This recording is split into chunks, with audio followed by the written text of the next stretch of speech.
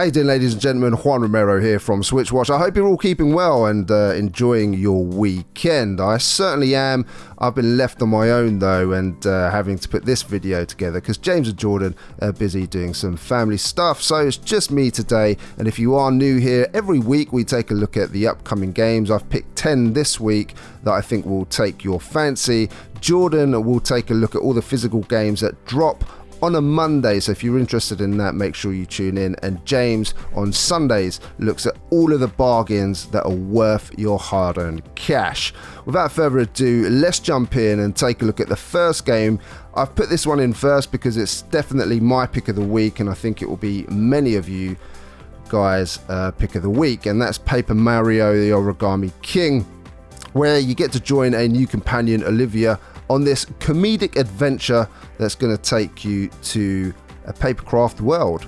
So I love the visuals on this. I don't know about you, but I think it absolutely looks fantastic. It looks funny, and it seems like there's loads of different things that you can do to keep you entertained. And I'll certainly be buying this for myself, and hopefully my little one and my family will be playing this one with me when it drops on the 17th of July for £49.99 or around $60 if you're in the US and $60 in the EU.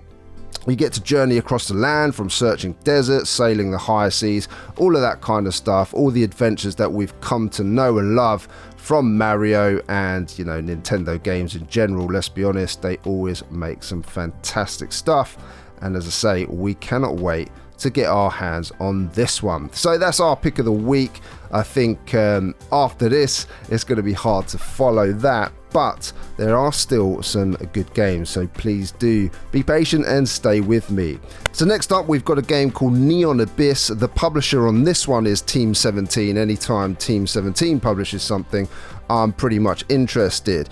This is a frantic roguelike action platformer, and you get to run and gun your way into the abyss, so that instantly got me interested, and I do love the look of it as well. It has an evolving dungeon, so with each run you'll be able to unlock new rooms, items, bosses, all of that kind of stuff, and it means that each time you take a run through the dungeon it's going to be unique.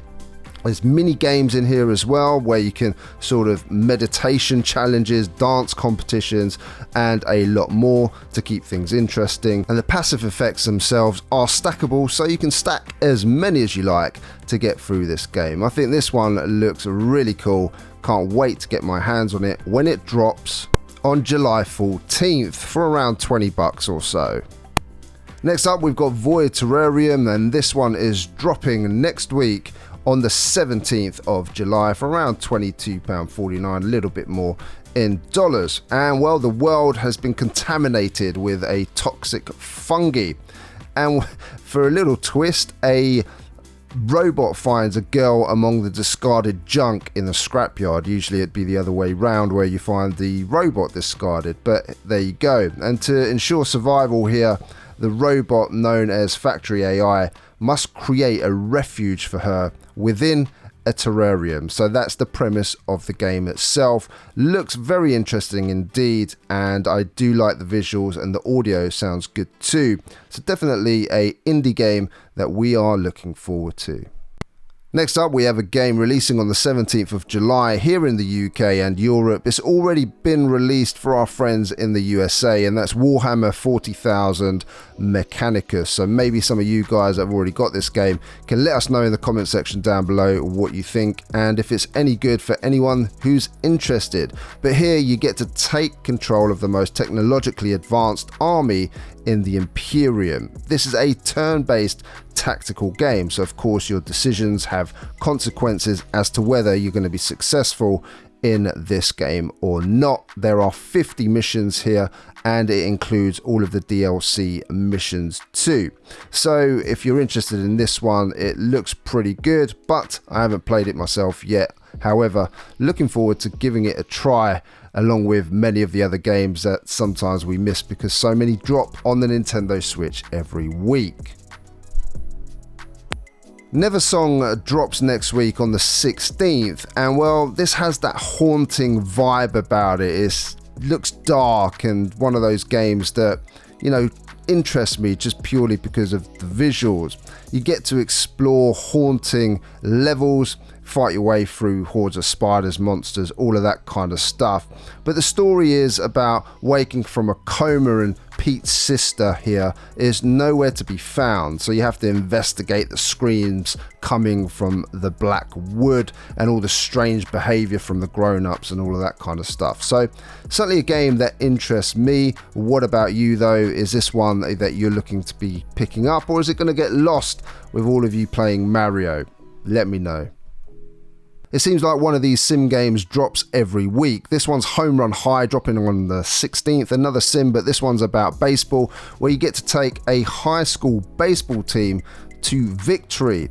You can do all sorts of things, from installing cages, showers, and other facilities to make the team better, having a good environment, you know, all of the kind of stuff that goes into making a team as good as it can be so it can perform out there on the field. If you love baseball, then this one might be for you, dropping on the 16th, as I said, of July. Next up we have Fun Time. This one drops on the 16th for around £13.49, and this combines twin stick shooting with a colouring mechanic. And what you have to do here is you have to colour the playing field, and when an enemy crosses the path, it gets destroyed, and that's how you earn points. There's 50 levels or challenging levels with their own leaderboard, so that's always good if you're a competitive person like myself. There's 8 different battle modes and unique colour swapping mechanics as well. There's a original soundtrack, that's what it says on the blurb, with beat synced levels and an extremely fun time. Well, the game is called a Fun Time, so you can't go wrong with this one. Look, I like these kind of games. I love the neon type of visuals, so I'm certainly looking forward to it, and I'll give that one a go for sure. Boss Guard, also out next week on the Nintendo Switch, drops on the 15th, and I'm quite looking forward to this one purely because it's a slightly different premise. It's a multiplayer online game where one of you gets to be the boss versus up to 5 other players who control Vikings. So they'll be your friends and you'll be trying to take them all down. So pretty cool premise there. I like the look of it. I do like what they're trying to go for here, and as long as it's implemented well online and it works well, I can see this one being a pretty hectic boss battler, if you will, with a bit of a twist where you're just playing against other people.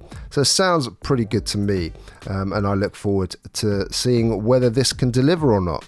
So Res Please caught my eye and interest. It's got a little bit of a unique twist to it where death is part of the adventure. See, Res Please, I'm sure, stands for Resurrection Please, and you've 2 brothers here trying to get through the levels, Arkan and Zeph. And part of the gameplay is actually killing your brother to solve puzzles and conquer those dungeons, and you can use killing your brother to also kill enemies. And in the co-op aspect of the play, the unique spin on the traditional concept, of course, is instead of trying to keep each other alive, you have to kill each other strategically to get through the levels, solve puzzles, kill enemies, so on and so forth, and then use the resurrection scroll to resurrect after and continue. So there's one-hit deaths ranging from being sliced, eaten by creatures, burned alive, lots of different deaths here, which looks quite cool. It's right up my alley and I can't wait to give it a go. Next up, we've got a game called Pangean, and this is a game that I selected which is slightly cheaper than the rest, around $10, £7 or so in the UK, and it's a single player roguelike inspired by Dungeon Crawler Classics, first person perspective here. There's 8+ levels, 10 weapons to use, and it has a mix of many of the roguelike games combined into fun, although quite a short experience apparently. But still, looking forward to it. It doesn't look the best in the world, but considering the price, one may be worth giving a go at some point in the future. Ladies and gentlemen, that is it for today. Let us know in the comments down below what your favourite game this week is. I mean, I know most of you will say Mario, but is there another here on this list that really takes your fancy? I'd love to know. If I didn't have to choose Mario, I think I really like the look of Neon Abyss. Let me know in the comments what you think, and if you are new here, please do consider subscribing so you can keep up to date every week with all the new games, bargains and new physical games that are dropping on the Nintendo Switch, and sprinkled in there a bunch of reviews as well. My name is Juan Romero from SwitchWatch. I hope you enjoyed this week's episode. We'll be back next week. Hopefully, I'll see you then. Take care, everybody. I don't know where you came from. I don't know what you did to my heart. You touched my soul.